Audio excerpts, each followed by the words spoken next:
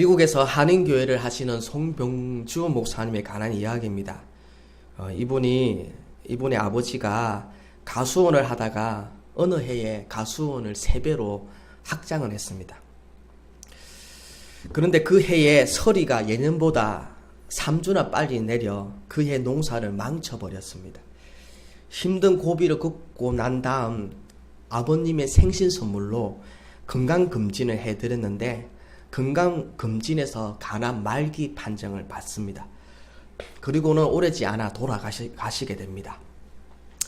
이후 아버지가 남긴 빚을 억측같이 돈을 벌어 정리하신 어머니가 아들아 이제는 행복하게 살 일만 남았구나 하셨는데 얼마 지나지 않아 뇌종양 말기 진단을 받고 돌아가시게 됩니다.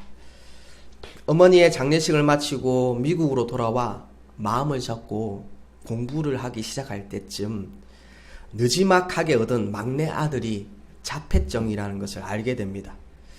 그때는 오랫동안 인내하며 버텨왔던 삶의 무게가 쓰나미처럼 한꺼번에 덮쳐오는 것 같았다고 합니다. 이 송병주 목사님의 이야기인데 이분이 말하는 하나님은 어떤 분이냐면 자신의 인생에서 하나님은 항상 이렇게 지각하거나 조퇴하는 분이셨다고 말합니다.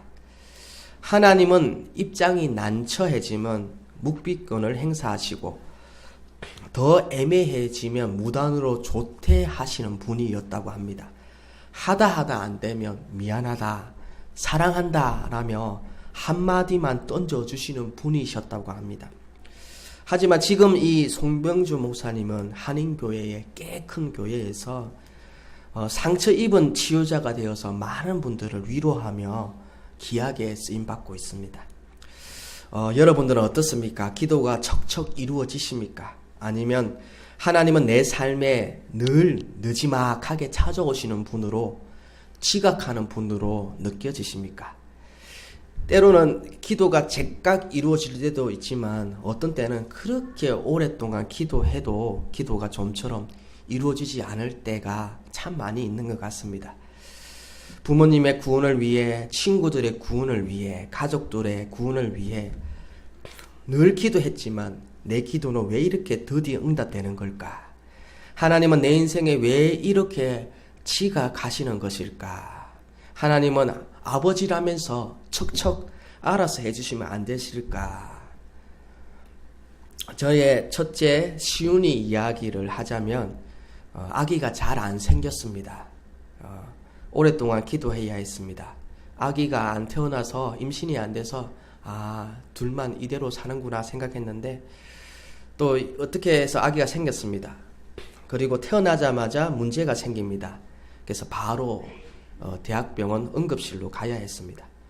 소아과 의사 말로는 두개골 뼈가 이상하니까 혹시 모르니 두개골 기형인 것 같다고 대학병원 가서 MRI 찍어보라고 합니다. 저희 아내가 많이 울었습니다. 일주일 내내 울었습니다. 일주일 내내 기도했죠.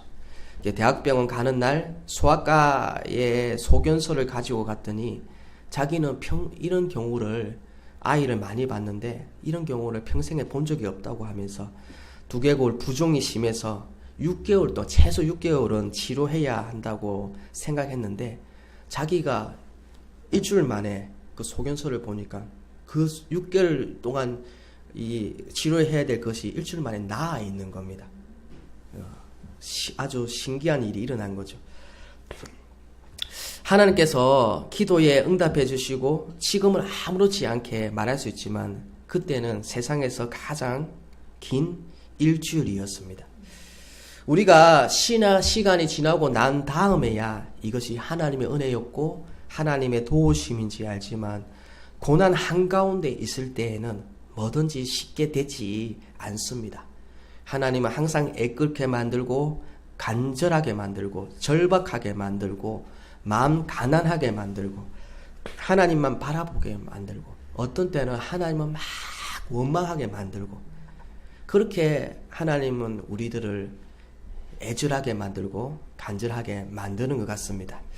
하나님이 알아서 건강하게 태어나게 해주시면 좋지 않겠습니까? 아플 일이 생기기 전에 미리 다 해결해 주시면 되지 않겠습니까? 하나님은 오전 9시처럼 출근해서 기도할 때마다 척척 응답해 주시면 얼마나 좋겠습니까?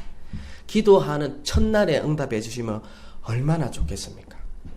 그러나 하나님 언제나 가슴 졸이게 만들고 마음 들컹하게 만들고 겸손하게 만들고 기도하게 만드시는 것 같습니다.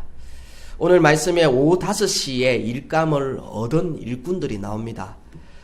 이 사람들은 일감을 얻기 위해 이른 아침부터 인력 시장에 나왔지만 아무도 데려가서 써주는 사람이 없습니다. 아마도 그 시간까지 아무도 불러주지 않는 것을 보니까 이 사람들은 어쩌면 다른 사람들에 비해서 체격이 왜소하거나 기술이 없거나 나이가 많거나 유약해 보였는지 모릅니다. 무거운 짐을 들고 힘을 써야 하는 일에 부적격 자체는 보였을 겁니다.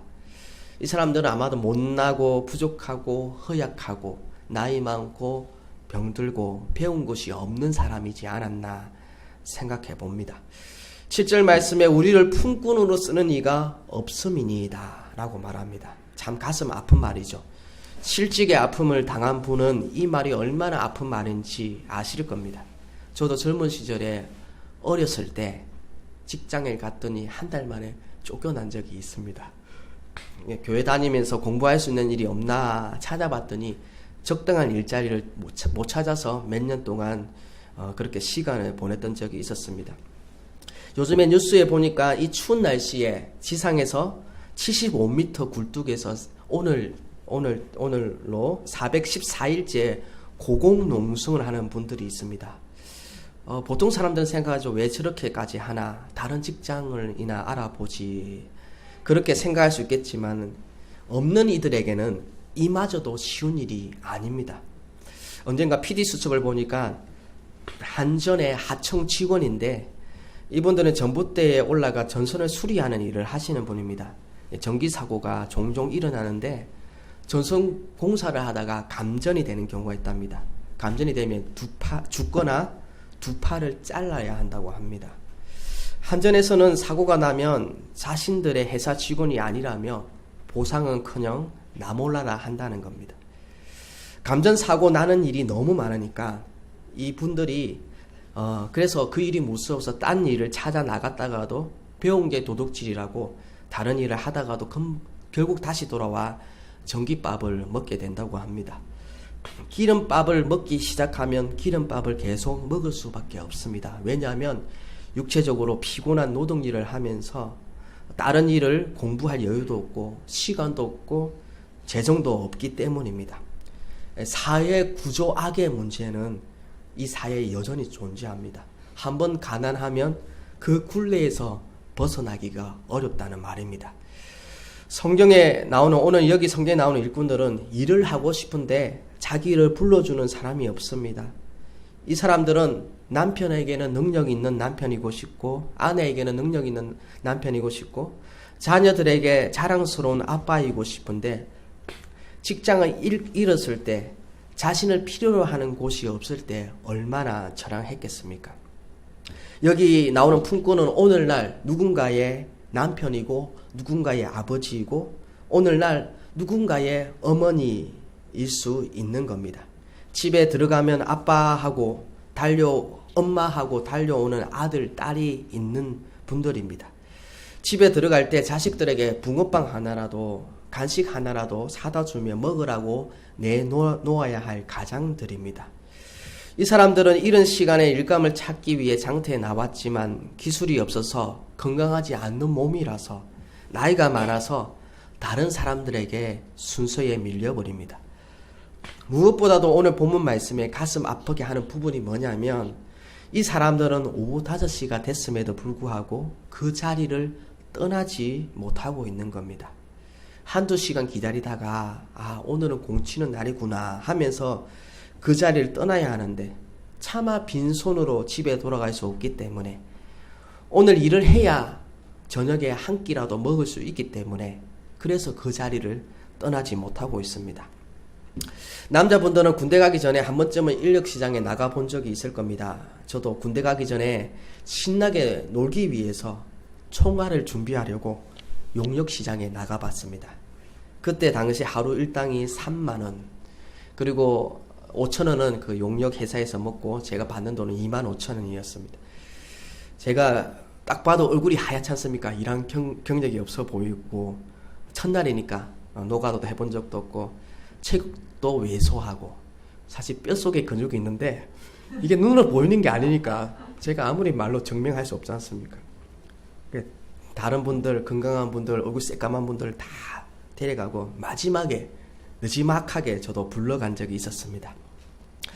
모두가 떠나버린 그곳에 버티고 남아있는 사람들의 심정이 어떨까요? 버림받은 느낌일 겁니다. 홀로 남겨진 그 느낌, 그것은 참 처량했을 겁니다. 살고 싶지 않았을 마음도 있었을 겁니다. 그런데도 자기를 기다리는 자녀들, 가족들 생각에 그들은 차마 집으로 돌아갈 수 없었던 겁니다. 예수님 당시에도 예수님께 찾아온 사람들은 하나같이 힘없이 어지할 곳 없고 오후 5시 일꾼들과 같은 사람들이었습니다. 드리고 싶은데 드릴 헌금이 없어서 겨우 두렙돈을 드린 가부가 바로 그런 사람입니다.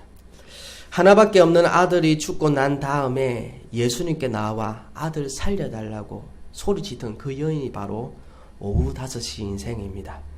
남편을 5이나 두었던 사마리아 여인도, 소경 바디메오도, 문둥병자들도, 버림받고 소외받은 사람들, 가부와 고아들, 예수님을 찾지 않으면 살아갈 수 없는 사람들, 인생 말미에 있는 사람들, 벼랑 끝에 내몰린 사람들, 이런 사람들이 바로 오후 5시 인생입니다.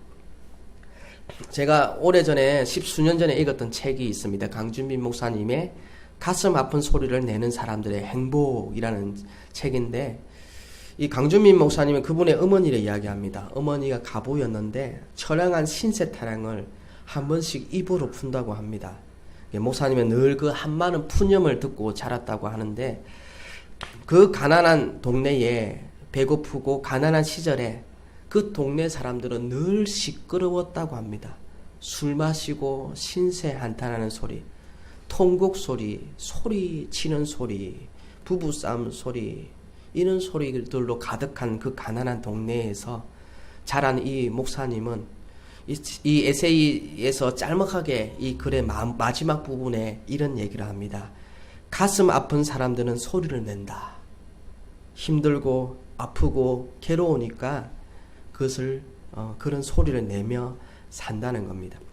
예수님 당시에도 예수님께 나왔던 사람들은 하나같이 소리를 내는 사람들이었습니다. 내 아들을 살려달라고, 내 딸을 살려달라고, 내 눈을 뜨게 해달라고, 내 몸을 고쳐달라고 소리 치는 사람들이었습니다.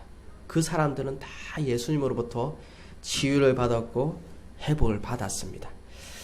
자랑할 것 하나 없고 부끄러운 것이 더 많은 사람들, 그래서 절망적이지만 절망하면 안 되는 이들이 품꾼으로 아무도 불러주지 않는 쓸모없는 인생, 바로 오후 5시 인생들입니다.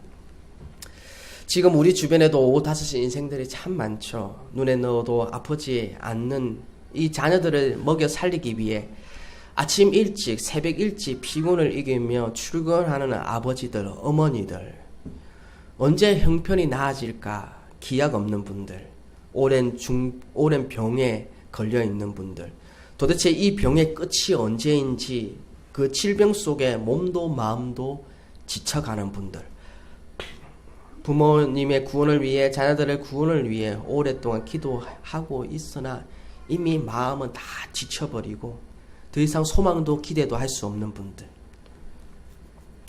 오랜 시간 동안 막연하게 기다리고 은혜를 기다리고 막연하게 형편이 나아질까 기다리고 있는 분들이 바로 오후 5시 인생입니다. 그런데 이런 인생에 찾아오는 한 줄기 희망이 있습니다. 오후 5시 인생, 오늘 하루 공쳤구나, 해가 저물어 가는구나. 가족들을 먹여야 하는데 끝까지 그 자리를 쉽게 뜨지 못하는 사람들에게 찾아오시는 분이 있습니다. 많이 늦었지만 포도원 주인 되시는 예수님이 찾아오십니다. 그리고 이 오후 5시에 일을 시작한 이 일꾼들에게 아침 일찍 나온 일꾼들과 똑같이 하루 일당을 쳐줍니다. 오늘 이 본문 말씀은 성경에서 말하고 있는 복음이 무엇인지, 하나님의 은혜가 무엇인지 너무나 잘 말해주고 있는 성경 본문 가운데 하나입니다. 그것이 뭐냐면 모든 은혜는, 모든 사람에게 하나님의 은혜는 공평하게 임한다는 겁니다. 하나님의 사랑과 은혜는 모든 사람에게 동일하다는 것을 말해주고 있습니다. 요한복음 3장 16절 말씀도 복음이죠. 하나님의 사랑을 말하고 있습니다. 집 떠난 아들을 끝까지 기다리시는 탕자의 이야기도 복음 중에 복음입니다. 그리고 이 요한복음 3장 16절 탕자의 이야기와 비견 전혀 밀리지 않는 하나님의 복음에 대한 말씀 가운데 하나가 바로 오늘 이 본문입니다. 하나님의 은혜는 누구에게 임하는 겁니까? 받을 자격이 없는 사람에게 임하는 겁니다. 오후 5시부터 일하는 열심히 수고한 사람에게도 하나님의 은혜도 임하는 거지만, 자랑할 것이 없는, 그래서 부끄러움 밖에 남아있지 않은 사람들에게도, 절박한 심정으로 그 자리에 버티고 있는 사람들에게도 하나님의 은혜는, 하나님의 나라는 임하는 것입니다. 여기 나오는 포도원 주인을 한번 보십시오. 아버지의 마음을 알 수 있습니다. 이 포도원 주인은 이른 아침에 나갑니다. 9시에 나갑니다. 12시에 나갑니다. 3시에 나갑니다. 또 5시에 나갑니다. 총 5번을 나갑니다. 나가보니. 우리 하나님의 마음이 이렇습니다. 혹시나 일자리를 얻지 못한 사람이 있을까 해서 안타까운 마음에 나가보는 포도원 주인의 마음이 바로 주님의 마음입니다. 낙심과 벼랑 끝에서 절망의 낭떠러지에 있을지라도 하나님은 여전히 우리의 소망이 되어 주시는 겁니다. 마지막 순간까지 끝까지 포기하지 아니하시고 은혜를 베풀어 주시고자 하는 것이 바로 우리 주님의 마음입니다. 포도원 주인 되시는 예수님은 오후 5시 같은 절망적인 사람들에게 친히 찾아오시고 9시부터 일한 사람들과 동일하게 채워주십니다. 일꾼들에게 오후 5시는 너무나 늦은 시간이죠. 절망적인 시간입니다. 다 끝나버린 시간입니다. 그러나 오후 5시부터 일한 사람에게도 먼저 온 일꾼들과 똑같이 하루 일당을 쳐주면서 오후 5시가 늦은 것이 아무렇지 않는 것처럼 만들어 버렸습니다. 무슨 말이냐면 우리 인생에서 당하는 그 고생들, 우리 인생에 당하는 그 고난들, 그 긴 시간의 기다림들, 이것들이 그냥 의미 없이 그냥 소비해버린 시간들이 아니라는 말입니다. 우리 인생에서 당하는 그 어둠의 기간들, 그 고난의 시절, 고통과 번민 속에 깊은 동굴과 같은 그렇게 보냈던 시기가 그냥 낭비되는 시간, 허비된 시간이 아니라 하나님은 그 시간도 일한 시간이라고 쳐주시는 겁니다. 이것이 바로 은혜이죠. 모든 것을 단 한순간에 다 회복시켜 주신다는 겁니다. 모든 것을 다 잃어버렸다고 생각했는데 하나님은 다 하나하나 다 찾아주신 겁니다. 은혜, 일방적인 은혜, 무조건적인 은혜를 말하고 있는 겁니다. 그렇다면 하나님은 왜 우리들을 오후 5시 같은 인생으로 우리의 삶을 인도하시나? 왜 그렇게 간절하게 만들고 소리치게 만들고 무능하게 만들까? 그것은 이른 아침에 불러간 사람들의 착각 때문입니다. 이른 아침에 불러간 사람들은 이렇게 착각합니다. 이 사람들은 인력시장에 나오자마자 일감은 없습니다. 건강해 보이고 다부진 체격에 힘도 잘 쓸 것 같고 얼굴이 구릿빛 같은 걸 보니까 한두 번 일해 본 것 같지 않습니다. 그래서 인력시장에서 좋은 일자리는 전부 다 이 사람들의 차지가 됩니다. 이 사람들은 일꾼을 찾으러 나온 이들에게 이런 시간부터 불러갑니다. 이 사람들의 착각은 뭐냐면 이런 시간에 일꾼으로 불러진 것에 대해 자신을 불러준 것이 주인의 은혜라고 생각하기보다는 자신의 능력이라고 생각합니다. 자신은 그럴 만한 자격이 있다라고 생각합니다. 내가 기도했기 때문에, 내가 헌신했기 때문에, 내가 이것저것 했기 때문이라고 생각합니다. 그러니까 하나님의 은혜는 온데간데 없고 자기의 능력만이, 자기의 노력과 자기의 의만이 남아있는 겁니다. 이 사람들은 주인이 자신을 선택했다는 생각보다 내가 주인을 선택했다는 착각에 빠집니다. 그래서 이 사람들의 마음에는 하나님께서 주시는 은혜에 늘 감사하며 살아가기보다는 자신의 헌신과 공로를 자랑을 합니다. 이 사람들은 특히 연약한 사람을 용납할 줄 모릅니다. 못난 사람, 그렇지 못한 사람, 가난한 사람에 대해서 용납할 줄 모릅니다. 사랑할 줄 모릅니다. 이 사람들은 왜 자신처럼 못하냐고, 나처럼 새벽에 나왔어야지, 나처럼 열심히 일했어야지 라면서 연약한 사람을 받아줄 줄 모릅니다. 그러나 오후 5시 일꾼들을 보십시오. 오후 5시 출근해서 6시 퇴근해서 하루 일당 전부를 가져갑니다. 봉투를 나눠줍니다. 일하고 난 다음에 봉투를 받아보니 봉투가 두툼합니다. 이상하다. 1,000원짜리를 넣었나 싶은데 열어보니까 하루 일당이 들어있는 겁니다. 다시 주인에게 돌아가서 주인님, 봉투가 바뀐 것 같습니다. 잘못 온 것 같습니다. 나는 말을 합니다. 내 주인은 맞습니다. 당신의 일한 대가입니다. 그냥 가져가십시오 라고 말합니다. 일을 1시간밖에 안 했는데 왜 이만큼 가져가도 되냐고 되묻습니다. 그런데 주인은 당신의 일당이 맞다고 그걸 가져가라고 말합니다. 1시간을 일했는데 하루 일당을 받은 이 사람의 마음은 어떤 마음일까요? 말이 안 되는 거죠. 얼토당토 않는 거죠. 세상에서 이런 항송한 대우를 받아본 적이 없습니다. 이들은 놀랬을 겁니다. 한량없는 은혜라고 아마 큰절을 했을 겁니다. 받을 자격이 없는 나 같은 놈에게 내가 이런 은혜를 받아도 되냐고 그렇게 생각할 겁니다. 왜 하나님은 우리들에게 오후 5시 일꾼으로 살아가도록 만드셨냐? 그것은 우리의 인생들이 다 하나님의 은혜 안에 머물도록 하기 위함입니다. 자랑할 것 없고 내세울 것 없기에 늘 은혜 안에 살도록 하기 위해서입니다. 늘 겸손하게 살도록 하기 위해서입니다. 계속해서 하나님의 도움을 받고 살도록 하기 위해, 주님만 붙들도록 하기 위해서 하나님은 우리를 오후 5시 인생으로 인도하신다는 겁니다. 내가 하나님의 은혜 아니고서는 아무런 소망이 없구나, 그것을 깨닫게 하시고 끊임없이 하나님만 바라보도록 그렇게 살도록 하기 위해서 우리 인생을 인도하신다는 겁니다.